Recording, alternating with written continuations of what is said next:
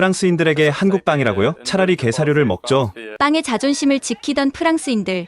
한국의 이것 앞에 무릎 꿇었습니다. 파리 중심가에는 한국식 빵집 앞에 길게 줄이 늘어서고 있었습니다. 평생 우리 빵이 최고라 믿었는데 자존심 상하지만 맛있습니다. 누구도 예상하지 못했던 한국의 이것들이 수백 년 프랑스 제과 역사를 뒤흔들고 있습니다. 오늘 그 놀라운 이야기를 공개합니다. 안녕하세요. 저는 파리 몽마르트 언덕 아래 작은 베이커리 르페타상의 오너 소피 듀부아입니다.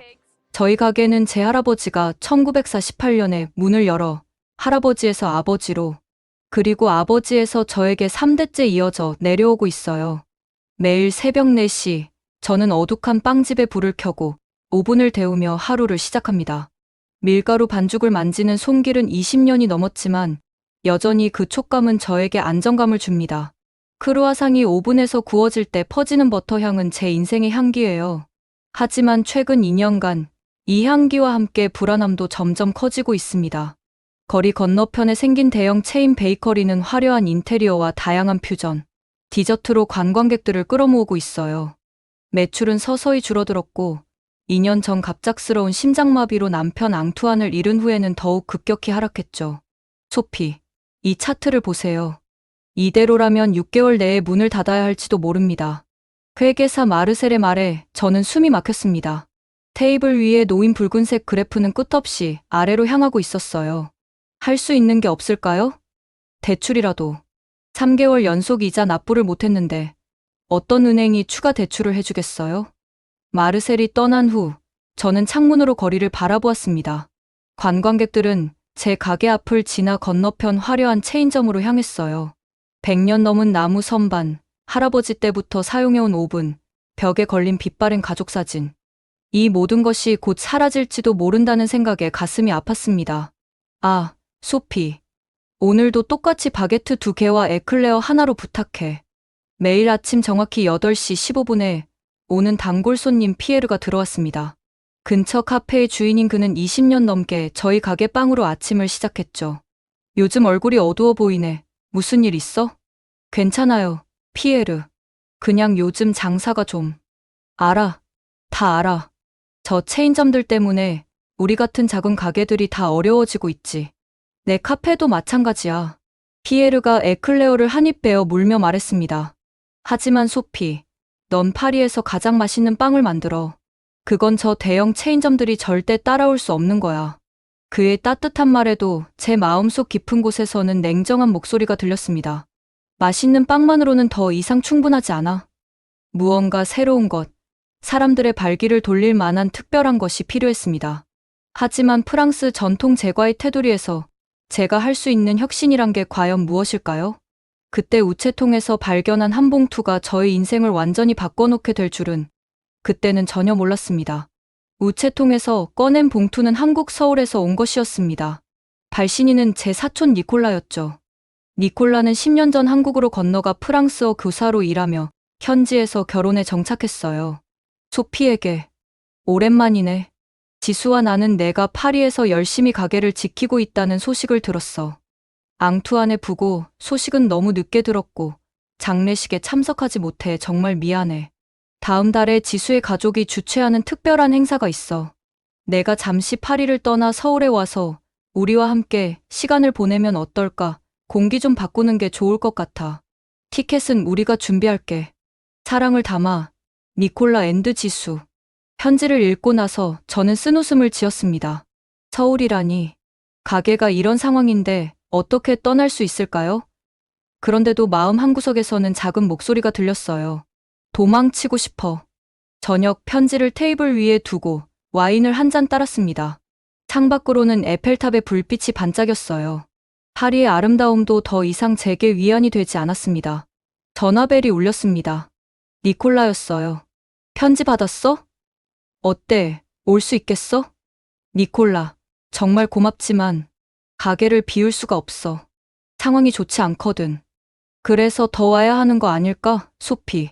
넌 앙투안이 떠난 후로 한 번도 제대로 된 휴식을 취하지 않았잖아. 니콜라의 말에 목이 메었습니다. 그는 계속 말했습니다. 지수가 한국 전통 음식 페스티벌을 준비하고 있어.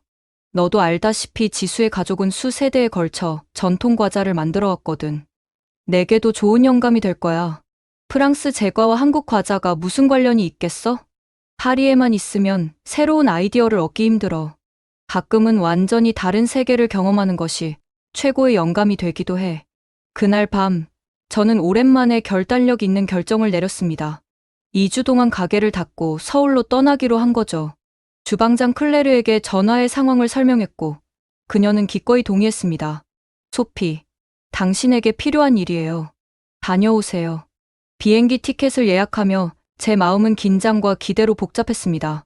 113년 역사의 가족 베이커리를 처음으로 2주나 비우는 거였으니까요.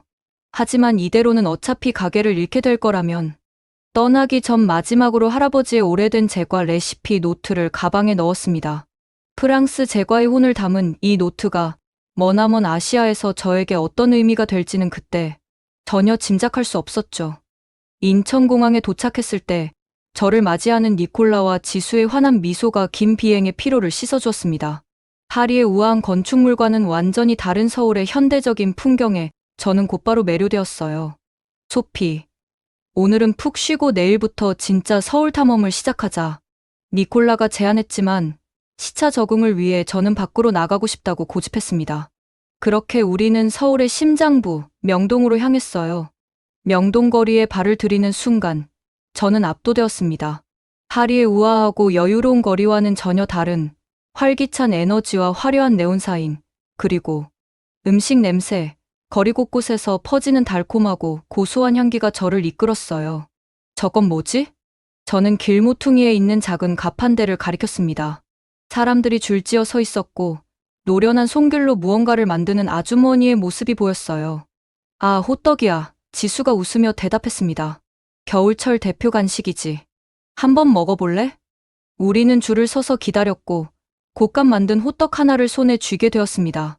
바깥은 바삭하고 안은 달콤한 설탕과 견과류로 가득 찬 이 간식은 첫 입부터 저를 사로잡았어요. 이건 대단해. 겉은 크로아상처럼 바삭한데 속은 완전히 다르네. 니콜라가 웃었습니다. 재미있는 비교야.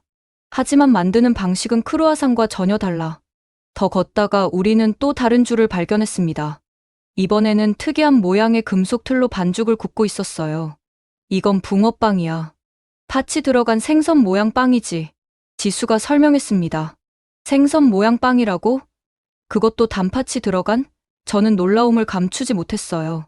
붕어빵을 한 입 베어 물자 또 다른 놀라운 맛이 입안에 퍼졌습니다.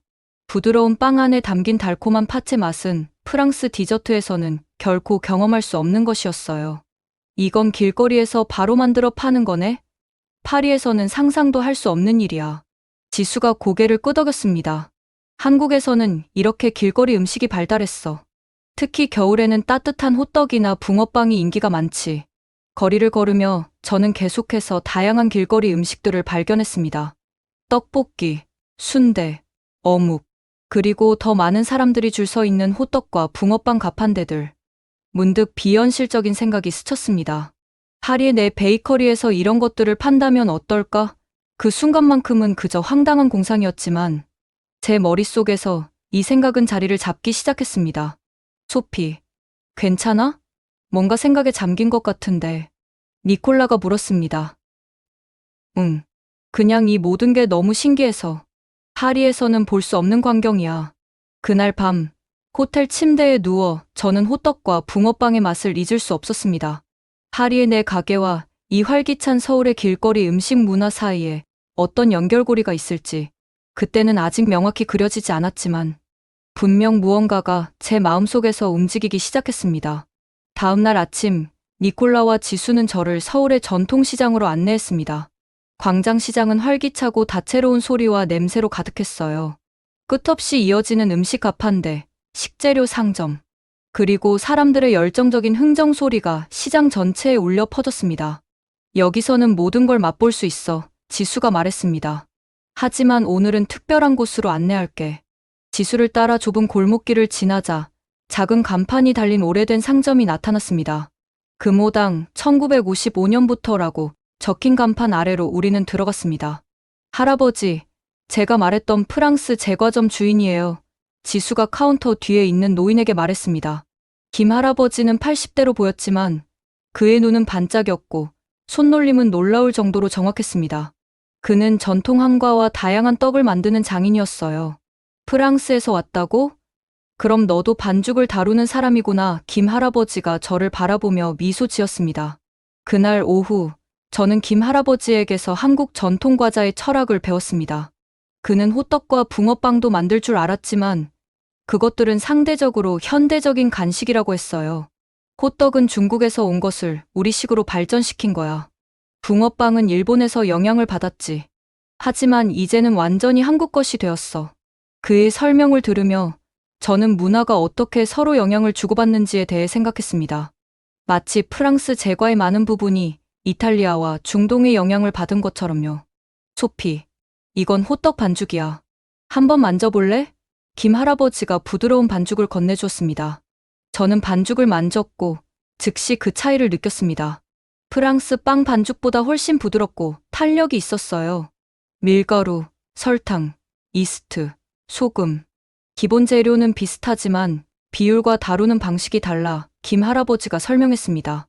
그는 계속해서 호떡 만드는 과정을 보여주었습니다.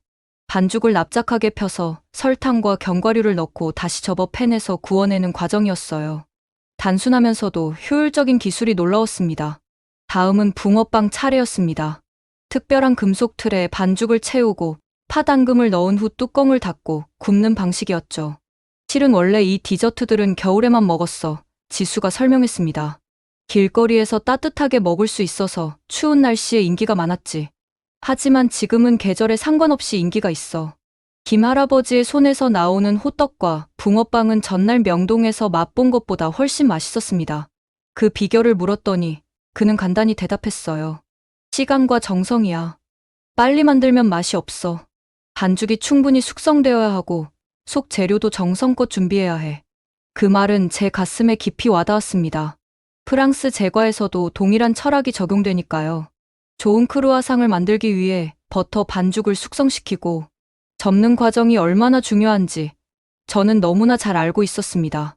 그날 저녁 니콜라의 아파트로 돌아오는 길에 저는 생각에 잠겼습니다. 호떡과 붕어빵은 단순한 길거리 음식이 아니었어요. 그것은 문화였고 역사였으며 사람들을 하나로 모으는 따뜻한 매개체였습니다. 내일은 현대적인 베이커리들도 둘러볼까? 지수가 제안했고 저는 설렘으로 고개를 끄덕였습니다. 서울에서 보낸 2주는 눈 깜짝할 사이에 지나갔습니다. 그동안 저는 다양한 호떡과 붕어빵 가게를 방문했고 몇몇 장인들에게서 레시피와 조리법을 배웠으며 심지어 작은 호떡 가판대에서 하루 동안 일하는 경험도 했어요. 지수의 도움으로 한국어로 감사합니다와 맛있어요를 말할 수 있게 되었죠.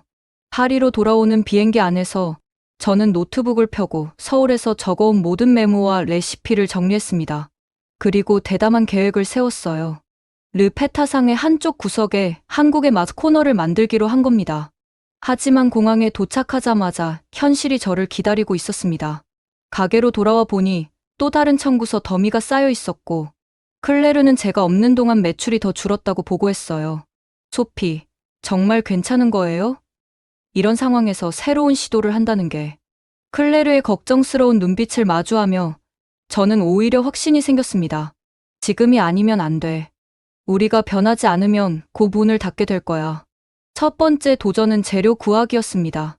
파리에서 팥 앙금이나 특정 향신료를 찾는 것은 쉽지 않았어요. 다행히 파리 13구의 아시아 마켓에서 기본적인 재료들을 구할 수 있었지만 붕어빵 틀과 호떡용 그리들은 인터넷으로 직접 한국에서 주문해야 했습니다. 기다리는 동안 저는 레시피를 연구하고 수정했어요. 순수한 한국식 레시피를 그대로 사용할 수도 있었지만 저는 프랑스 제과의 기술을 접목하고 싶었습니다. 버터의 양과 질을 조정하고 프랑스산 밀가루로 반죽의 식감을 실험하며 호떡 속에 들어가는 설탕과 견과류의 배합을 프랑스인의 입맛에 맞게 조정했죠. 이게 뭐예요? 단골 손님인 마담 디폰이 제가 실험실처럼 변한 주방을 들여다보며 물었습니다. 새로운 시도예요. 한국의 길거리 음식을 프랑스 스타일로 재해석하는 거죠. 마담 디폰의 표정에서 의심이 읽혔지만 저는 아랑곳하지 않았어요. 이틀 후 드디어 기다리던 장비들이 도착했습니다. 처음으로 호떡 반죽을 그리들에 올려놓고 지글거리는 소리를 들었을 때 제 가슴은 설렘으로 가득 찼어요. 첫 번째 시도는 완전한 실패였습니다. 반죽이 너무 질어서 그리들에 들러붙었고 파당금은 너무 달았으며 붕어빵 틀의 열 조절은 예상보다 훨씬 까다로웠어요. 하루 종일 실험하고 조정한 끝에 저는 겨우 맛볼 만한 결과물을 얻었습니다. 클레르, 한번 맛봐줄래? 클레르는 조심스럽게 호떡 한 조각을 먹어보더니 놀란 표정을 지었어요. 정말 맛있어요. 달콤하고 바삭한데 어딘가 익숙하면서도 새로워요. 그날 밤, 저는 작은 칠판에 내일의 특별 메뉴 한국의 달콤한 맛, 호떡과 붕어빵이라고 썼습니다. 이것이 르페타상의 운명을 바꿀지 아니면 마지막 몸부림이 될지 저는 그저 다음날 아침이 빨리 오기를 기다렸습니다. 다음날 아침, 가게 문을 열기 전 저는 평소보다 일찍 도착했습니다. 오늘은 특별한 날이었으니까요. 호떡과 붕어빵 반죽을 미리 준비하고 파당금도 다시 한번 맛을 확인했습니다. 클레르는 제 열정에 감염된 듯 평소보다 더 열심히 움직였어요. 소피, 전단지라도 만들까요? 사람들이 새 메뉴를 알아야 할 텐데. 아니, 오늘은 그냥 지켜보자. 우리 단골들의 반응부터 보고 싶어. 8시 정각, 저는 문을 열었습니다. 평소처럼 첫 손님은 피에르였어요. 그는 매일 똑같은 주문을 하는 사람이었지만 오늘은 가게 입구에 세워둔 칠판이 그의 눈길을 끌었습니다. 한국의 달콤한 맛? 소피, 이게 뭐지? 새로운 시도예요, 피에르. 한번 맛보실래요? 피에르는 호기심 가득한 표정으로 각 구운 호떡을 받아들었습니다. 한 입 베어 물자 그의 눈이 커졌어요. 이거, 대단하군. 바삭하면서도 속은 부드럽고. 이 달콤한 견과류 필링은 뭐지? 한국식 호떡이에요. 제가 서울에서 배워왔죠. 피에르는 곧바로 붕어빵도 맛보았고 똑같이 감탄했습니다. 그는 자신의 카페로 돌아가기 전에 호떡 5개를 더 주문했어요. 내 카페 손님들에게도 맛보여주고 싶어. 이건 정말 특별해. 오전이 지나면서 점점 더 많은 단골 손님들이 새 메뉴에 호기심을 보였습니다. 초기의 의심과 망설임은 첫 입을 베어 문순간 놀라움과 즐거움으로 바뀌었어요. 특히 붕어빵의 귀여운 생선 모양은 아이들에게 큰 인기를 끌었습니다. 엄마, 이거 정말 생선이에요? 한 어린아이가 물었고 그 순간 가게 안에 모든 사람이 웃음을 터뜨렸어요. 점심시간이 되자 가게 앞에 작은 줄이 생기기 시작했습니다. 피에르가 자신의 카페 손님들에게 이야기했고 그들이 직접 맛보기 위해 찾아온 거였어요. 심지어 몇몇은 사진을 찍어 소셜미디어에 올리기도 했습니다. 오후 3시, 저는 호떡과 붕어빵을 모두 판매했습니다. 예상보다 훨씬 빨리 소진된 거예요. 내일은 더 많이 준비해야겠어요. 클레르가 흥분된 목소리로 말했습니다. 저녁, 가게 문을 닫고 매출을 정리하면서 저는 깜짝 놀랐습니다. 오늘 매출은 지난 한 달 중 가장 높았어요. 호떡과 붕어빵만으로도 상당한 수입이 생겼고 다른 빵과 페이스트리의 판매도 늘었습니다. 사람들이 새로운 것을 맛보러 왔다가 다른 제품도 함께 구매한 거죠. 그날 밤, 저는 니콜라에게 첫날의 성공을 이메일로 보고했습니다. 그리고 지수에게는 특별한 감사 메시지를 보냈어요. 내일을 위해 더 많은 재료를 준비하면서 제 마음은 오랜만에 희망으로 가득 찼습니다. 조용한 밤, 창가에 앉아 에펠탑의 불빛을 바라보며 생각했습니다. 이것이 시작일 뿐이야. 더 많은 가능성이 있어. 그리고 다음 단계로 한국식 크로플에 대한 아이디어가 떠올랐습니다. 와플과 크루아상의 프랑스 한국식 결합. 내일 실험해 봐야겠다고 결심했습니다. 르페타상의 한국 디저트 열풍은 일주일 동안 계속되었습니다. 매일 아침 호떡과 붕어빵을 만들기 시작했고 주말에는 한국식 크로플이라는 새로운 메뉴도 추가했어요. 저희 베이커리는 점점 더 많은 사람들로 붐볐고 파리의 몇몇 푸드 블로거들이 찾아와 사진을 찍고 리뷰를 올리기도 했습니다. 그러나 모든 변화에는 반작용이 따르는 법이죠. 어느 화요일 아침, 저는 가게 앞에 모인 사람들을 발견했습니다. 그들 중 한 명이 건네준 신문에는 놀라운 기사가 실려 있었어요. 프랑스 제과의 전통을 훼손하는 위험한 실험. 기사는 파리 제과협회 회장인 마리 르누아르가 쓴 것이었습니다. 그녀는 르페타상의 한국 디저트를 프랑스의 영광스러운 제과 문화에 대한 모욕이라고 비난했어요. 소피, 이게 무슨 일이에요? 클레르가 걱정스럽게 물었습니다. 저는 한숨을 쉬었습니다. 마리 르누아르는 15대째 이어온 유명 제과점 르누아르 파티세리의 소유주였어요. 우리 가게에서 불과 3블록 떨어진 곳에 있는 고급 베이커리로 전통적인 프랑스 디저트만을 고집하기로 유명했습니다. 그날 오후 마리가 직접 우리 가게를 방문했어요. 그녀의 차가운 눈빛이 가게 안을 훑었습니다. 소피 뒤부아, 자네가 무슨 짓을 하는지 알기나 하나? 그녀가 날카롭게 물었습니다.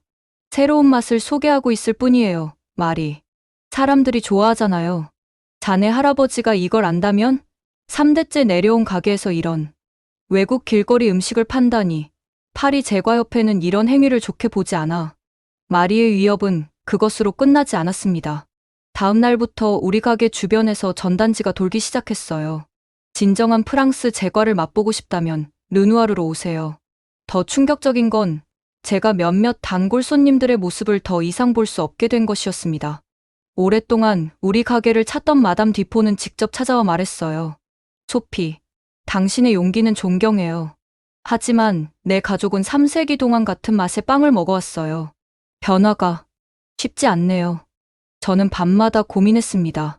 한국 디저트로 새로운 고객을 얻었지만 오랜 단골들을 잃고 있었어요. 그리고 파리 제과협회의 반발은 생각보다 강력했습니다. 그들은 르페타상을 연례 파리 베이커리 가이드에서 제외하겠다고 협박했어요. 피에르는 여전히 저를 지지해 주었지만 그의 충고는 현실적이었습니다. 소피, 당신은 옳은 일을 하고 있어. 하지만 파리는 변화를 받아들이는데 시간이 필요해. 특히 음식과 관련된 변화는. 창밖으로 에펠탑을 바라보며 저는 깊은 갈등에 빠졌습니다. 계속 나아가야 할까요? 아니면 전통으로 돌아가야 할까요? 제 정체성은 무엇이고 제가 진정으로 만들고 싶은 베이커리는 어떤 모습일까요? 갈등의 순간, 운명은 종종 예상치 못한 방향에서 도움의 손길을 내밉니다. 제게는 그 손길이 파리 8구의 미슐랭 스타 레스토랑 라피전의 수석 파티시에 윤서 김의 형태로 찾아왔습니다. 어느 평범한 목요일 오후 세련된 정장 차림의 젊은 아시아계 여성이 가게에 들어왔어요. 그녀는 천천히 진열대를 살펴보다가 호떡과 붕어빵에 멈춰 섰습니다. 한국 음식이 파리에서 판매되고 있다니 믿기 어려워요. 그녀가 완벽한 프랑스어로 말했습니다. 맛보시겠어요? 제가 갖고 온 호떡을 건네자 그녀는 한 입 베어 물고는 눈을 감았습니다. 맛은 한국 것인데 질감은 프랑스적이네요. 매우 흥미로운 융합이에요. 그녀는 자신을 윤서 김이라고 소개했습니다. 프랑스 요리학교를 졸업하고 현재 유명 레스토랑에서 디저트 책임자로 일하고 있다고 했어요. 그녀가 제 베이커리를 알게 된 건 최근 신문 기사 때문이었습니다. 르누아르의 비판 기사요. 저는 쓴웃음을 지었습니다. 그래서 더 관심이 생겼어요. 윤서가 웃었습니다. 저도 처음에는 비슷한 문제를 겪었거든요. 프랑스 전통 디저트의 한국적 요소를 가미하려 했을 때 주방에서 큰 저항이 있었어요.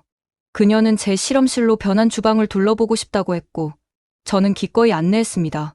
윤서는 제 레시피 노트를 보더니 몇 가지 조언을 건넸어요. 호떡 반죽에 약간의 타피오카 전분을 섞으면 더 쫄깃한 식감을 얻을 수 있어요. 그리고 팥 앙금에 프랑스 바닐라를 넣어보세요. 프랑스인들에게 더 친숙한 맛이 될 거예요. 저녁, 가게 문을 닫은 후 우리는 2시간 넘게 이야기를 나눴습니다. 윤서는 한국과 프랑스 요리의 철학적 차이점과 공통점에 대해 흥미로운 관점을 가지고 있었어요. 두 문화 모두 음식을 단순한 영양 공급원이 아닌 예술로 봐요. 다만 표현 방식이 다를 뿐이죠. 윤서는 자신의 경험을 공유했습니다. 그녀도 처음에는 두 문화 사이에서 정체성 혼란을 겪었지만 점차 그것이 약점이 아닌 강점이라는 것을 깨달았다고 했어요. 당신은 이미 훌륭한 프랑스 파티시예요, 소피. 거기에 한국 음식을 단순히 추가하는 게 아니라 진정한 융합을 이루어내야 해요. 그럴 때 사람들은 당신의 정체성을 존중하게 될 거예요. 윤서의 말은 제게 깊은 울림을 주었습니다. 저는 지금까지 한국 디저트를 그저 새로운 메뉴, 아이템으로만 생각했던 것 같았어요. 하지만 진정한 가치는 두 문화를 깊이 이해하고 존중하는 데서 오는 것이었습니다. 도와드릴게요. 윤서가 제안했습니다. 주말마다 몇 시간씩 와서 함께 실험해봐요. 파리에서의 제 경험이 도움이 될 거예요. 그날 밤, 저는 처음으로 마리 르누아르의 비판에 감사함을 느꼈습니다. 그녀의 반발이 없었다면 윤서와 만날 기회도 없었을 테니까요. 때로는 장애물이 새로운 문을 여는 열쇠가 되기도 합니다. 윤서와의 만남 이후 저는 한국 문화에 대해 더 깊이 이해하기로 결심했습니다. 단순히 맛있는 디저트를 만드는 것을 넘어 그 음식이 담고 있는 문화와 역사, 철학을 알고 싶었어요. 진정성이 중요해요.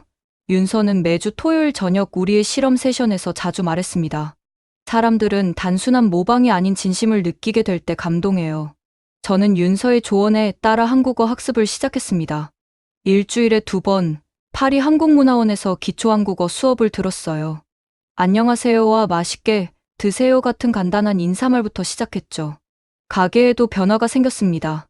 빈 벽면에 한국의 사계절을 보여주는 사진들을 걸었고, 작은 책장에는 한국 문화와 음식에 관한 책들을 비치했어요. 손님들이 호떡과 붕어빵을 기다리는 동안 한국에 대해 조금씩 배울 수 있게 말이죠. 이런 변화가 뭘 의미하는지 알아요? 윤서가 어느 날 물었습니다. 당신은 이제 단순한 베이커리가 아닌 문화 교류의 공간을 만들고 있어요. 한국 디저트에 대한 저희 접근 방식도 달라졌습니다. 처음에는 프랑스인의 입맛에 맞추려고 레시피를 많이 변형했지만, 이제는 원래의 맛을 존중하면서 프랑스적 터치를 더하는 방향으로 바꿨어요. 붕어빵에는 전통적인 팥 앙금과 함께 프랑스 크렘 파티시에르를 넣은 버전도 선보였습니다. 호떡은 전통적인 흑설탕과 견과류 버전과 함께 프랑스 카라멜 버전도 만들었죠. 두 문화가 대등하게 만나는 접점을 찾으려 노력했습니다. 가장 큰 도전은 마담 디폰 같은 전통적인 단골 손님들을 다시 끌어오는 것이었습니다. 어느 날 저는 마담 디폰의 집에 특별한 선물 바구니를 보냈어요. 그 안에는 전통 프랑스 바게트와 함께 그녀가 좋아하는 초콜릿 맛을 넣은 붕어빵이 들어있었습니다. 다음 날 아침, 마담 디폰이 가게에 나타났습니다. 소피, 당신의 붕어빵을 먹어봤어요. 처음에는 이상한 모양 때문에 망설였지만 맛은 놀라웠어요. 초콜릿과 팥의 조합이 이상하게 조화롭더군요. 점점 더 많은 전통적인 단골들이 돌아오기 시작했습니다. 그들은 이제 르 페타상이 프랑스 전통을 버린 것이 아니라 오히려 그것을 확장하고 풍요롭게 만들고 있다는 것을 이해하기 시작했어요. 윤서와 함께 보낸 몇 달 동안 저는 단순한 기술을 넘어 음식에 담긴 마음과 문화를 배웠습니다. 그리고 그것이 바로 제가 앞으로 나아갈 길이라는 확신이 들었어요. 가을이 파리를 물들이기 시작할 무렵 한국문화원에서 흥미로운 제안이 들어왔습니다. 한국 전통 음식 주간 행사에 르 페타상이 참여해달라는 요청이었어요. 소피 씨의 혁신적인 접근이 한불 문화 교류에 좋은 사례가 될 것 같습니다. 문화원 담당자 박 씨가 말했습니다. 이 제안은 제게 큰 의미가 있었습니다. 단순한 사업적 시도를 넘어 문화 교류의 일부로 인정받게 된 것이니까요. 윤서의 도움으로 저는 행사를 위한 특별 메뉴를 준비했습니다. 기본적인 호떡과 붕어빵뿐 아니라 한국 전통 다과와 프랑스 제과의 정수가 만난 새로운 디저트들이었어요. 행사 첫날, 문화원에 마련된 르페타상 부스 앞에는 긴 줄이 생겼습니다. 한국인들은 고향의 맛이 어떻게 프랑스에서 재해석되었는지 호기심을 가졌고, 프랑스인들은 낯선 음식에 대한 관심으로 모여들었어요. 이건 정말 혁신적이네요. 한 프랑스 요리 평론가가 말했습니다. 단순한 퓨전이 아니라 두 문화가 서로를 존중하며 만나는 방식이 인상적입니다. 문화원 행사의 성공은 언론의 주목을 받았고 곧 더 많은 기회로 이어졌습니다. 파리 시내 학교에서는 제가 학생들에게 한국 음식 문화를 소개해달라는 요청이 왔어요. 10살짜리 아이들이 처음으로 붕어빵 만드는 법을 배우는 모습은 그 어떤 성공보다도 값진 경험이었습니다. 선생님, 이 물고기빵 안에 정말 물고기가 들어있어요? 한 아이가 물었을 때 교실 전체가 웃음바다가 되었죠. 그러던 어느 날 예상치 못한 손님이 찾아왔습니다. 마리 르누아르였어요. 그녀는 평소에 날카로운 표정 대신 부드러운 미소를 짓고 있었습니다. 소피, 솔직히 말할게. 난 처음에 자네가 우리의 전통을 훼손한다고 생각했어. 마리가 말했습니다. 하지만 학교에서 아이들에게 음식 문화를 가르치는 자네 모습을 보았어. 그리고 자네가 진정으로 프랑스 제과를 사랑한다는 것을 알게 되었지. 마리는 기대하지 않았던 제안을 했습니다. 다가오는 파리 제과 페스티벌에 르페타상을 특별 초대하겠다는 것이었어요. 전통과 혁신이 만나는 특별 세션을 마련해 달라고 했습니다. 우리가 서로의 경쟁자일 필요는 없어. 모두 파리 제과의 미래를 함께 만들어가는 사람들이니까. 마리와의 화해는 큰 전환점이 되었습니다. 제과협회의 태도도 바뀌기 시작했고, 오히려 르페타상을 찾아와 조언을 구하는 다른 베이커리 주인들도 생겼어요. 저는 배운 것을 기꺼이 공유했고, 그들 또한 저에게 많은 것을 가르쳐 주었습니다. 윤서는 이 모든 변화를 지켜보며 미소 지었습니다. 봐요, 소피. 문화는 벽이 아니라 다리가 될 수 있어요. 당신이 그 다리를 멋지게 만들고 있어요. 성공은 종종 새로운 책임을 가져옵니다. 르페타상이 파리의 문화적 명소로 자리 잡아가면서 저는 이 영향력을 더 의미 있게 활용하고 싶다는 생각이 들었습니다. 어느 겨울 아침, 가게 문을 열기 전 창밖을 바라보다가 한 장면이 제 마음을 울렸어요. 거리 반대편에 앉아있는 노숙자가 추위에 떨고 있었습니다. 그의 앞에는 작은 종이컵이 놓여 있었고, 사람들은 대부분 그를 무시한 채 지나갔어요. 저분에게 따뜻한 호떡 하나 가져다 드릴게요. 클레르가 말했습니다. 클레르가 호떡을 건네는 모습을 보며 문득 더 큰 아이디어가 떠올랐습니다. 그날 저녁, 윤서와 피에르를 초대해 새로운 계획을 논의했어요. 달콤한 나눔이라는 프로젝트를 시작하고 싶어요. 매주 월요일 저녁, 가게가 문을 닫은 후 소외된 이웃들에게 무료로 음식을 제공하는 거예요. 피에르는 즉시 자신의 카페에서 커피를 후원하겠다고 나섰고, 윤서는 자신이 일하는 레스토랑의 셰프들에게 자원봉사를 제안하겠다고 했습니다. 첫 달콤한 나눔 저녁에는 15명의 노숙자들이 찾아왔습니다. 저는 호떡과 붕어빵뿐만 아니라 영양가 있는 따뜻한 수프와 샌드위치도 준비했어요. 그들이 음식을 먹는 동안 사회복지사 한 명이 주거 지원과 취업 상담을 제공했습니다. 이런 따뜻한 음식은 오랜만이에요. 한 노인이 말했습니다. 특히 이 붕어빵. 왠지 어릴 때 할머니가 만들어주시던 과자가 생각나네요. 그 말에 저는 깊은 감동을 받았어요. 음식은 단순한 영양 공급을 넘어 위안과 추억, 그리고 희망을 전달할 수 있다는 것을 다시 한번 깨달았습니다. 달콤한 나눔의 소문이 퍼지면서 더 많은 사람들이 도움을 주겠다고 나섰습니다. 지역 식품 공급업체들은 재료를 기부했고, 인근 음악학교 학생들은 작은 공연을 선보이기도 했어요. 매주 월요일 저녁, 르페타상은 단순한 베이커리를 넘어 따뜻한 공동체 공간으로 변모했습니다. 프로젝트가 확장되면서 저는 새로운 아이디어를 실행에 옮겼습니다. 파리에 정착한 이민자 청소년들을 위한 베이킹 수업을 시작한 거예요. 매주 수요일 오후 5명의 청소년들이 제과 기술과 함께 프랑스어를 배웠습니다. 소피, 이 호떡을 제 방식으로 변형해도 될까요? 시리아에서 온 15세 소녀 아미라가 물었습니다. 물론이지.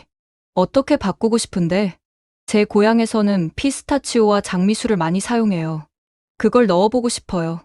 그렇게 탄생한 시리아식 호떡은 놀라울 정도로 맛있었고, 바로 르페타상의 새 메뉴가 되었습니다. 청소년들의 문화적 배경을 존중하고 그들의 창의성을 격려하는 과정에서 더 풍부한 융합 디저트들이 탄생했어요. 몇 달 후, 달콤한 나눔에 참여했던 노숙자 중 한 명인 장피에르가 제게 접근했습니다. 제가 일자리를 구하고 싶어요. 제 젊은 시절에 베이커리에서 일한 적이 있어요.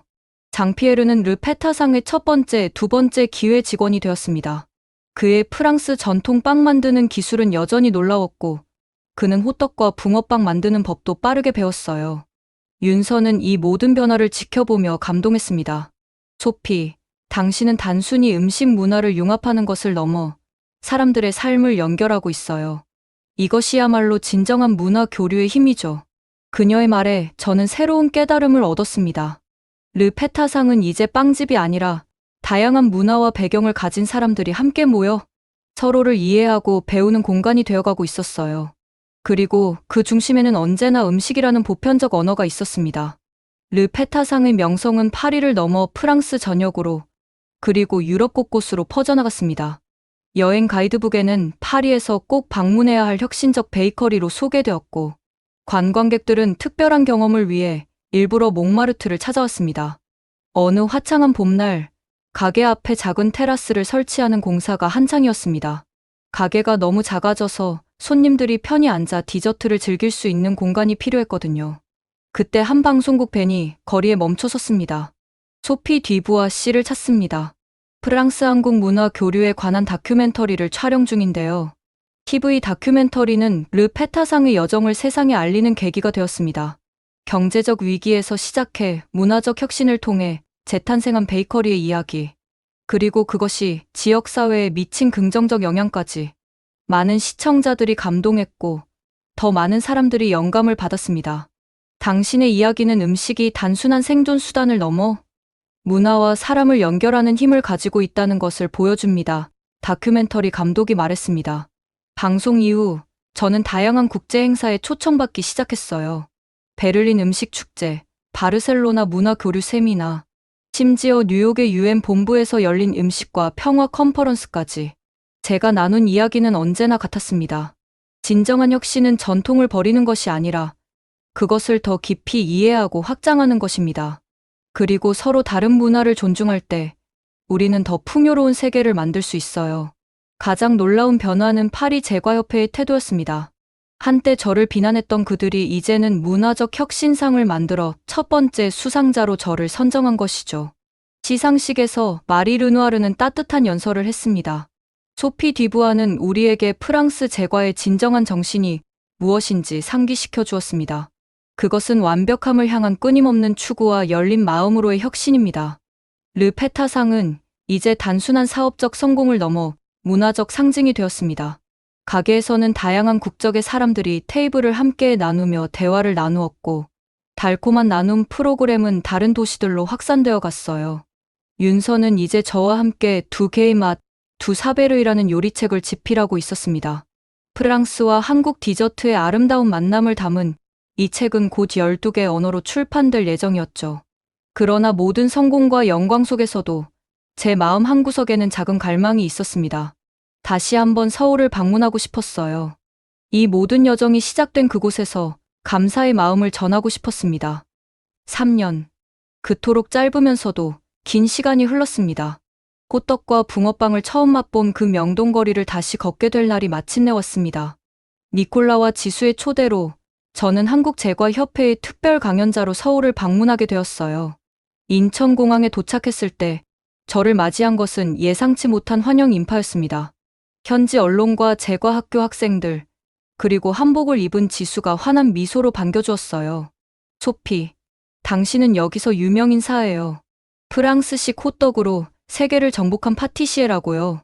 첫날 일정은 3년 전 제가 처음 호떡을 맛본 그 명동거리 가판대를 방문하는 것이었습니다.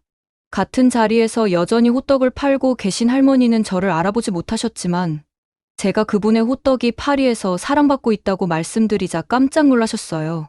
내 호떡이 파리에서요? 에펠탑 있는 그 파리? 할머니께 파리에서 가져온 선물, 르 페타상의 특별한 호떡을 대접해드렸습니다. 버터를 더한 반죽과 바닐라, 크림을 가미한 팥 앙금의 조화가 담긴 제 버전이었죠. 할머니는 조심스럽게 한 입 베어 물더니 환하게 웃으셨습니다. 맛이 다르지만 정말 맛있네요. 이건 호떡이면서도 호떡이 아니에요. 새로운 거예요. 서울에서의 일주일은 숨가쁘게 흘러갔습니다. 한국제과학교에서의 마스터 클래스, TV 쿠킹쇼 출연, 그리고 김 할아버지와의 감동적인 재회까지. 모든 순간이 소중했습니다. 마지막 날, 지수의 가족이 운영하는 전통 찻집에서 특별한 행사가 열렸습니다. 르 페타상의 디저트들을 한국 시민들에게 선보이는 자리였어요. 긴 줄이 찻집 밖까지 이어졌고 사람들은 프랑스식으로 재해석된 자국의 간식에 호기심을 보였습니다. 행사가 끝나갈 무렵 한 어린 소녀가 저에게 다가왔습니다. 저도 나중에 소피 아줌마처럼 다른 나라 음식을 배우고 싶어요. 프랑스에 가서 공부해도 될까요? 그 순간 제 눈에서 눈물이 흘렀습니다. 제가 시작한 작은 변화가 이렇게 멀리까지 퍼져 다음 세대에게 영감을 주고 있다는 사실이 가슴 벅찼어요. 파리로 돌아가는 비행기 안에서 저는 창밖의 구름을 바라보며 지난 3년을 되돌아보았습니다. 위기에서 시작된 여정이 어떻게 문화적 교류와 성장, 그리고 공동체 형성으로 이어졌는지, 그리고 그 중심에는 항상 음식이라는 보편적 언어가 있었다는 것을.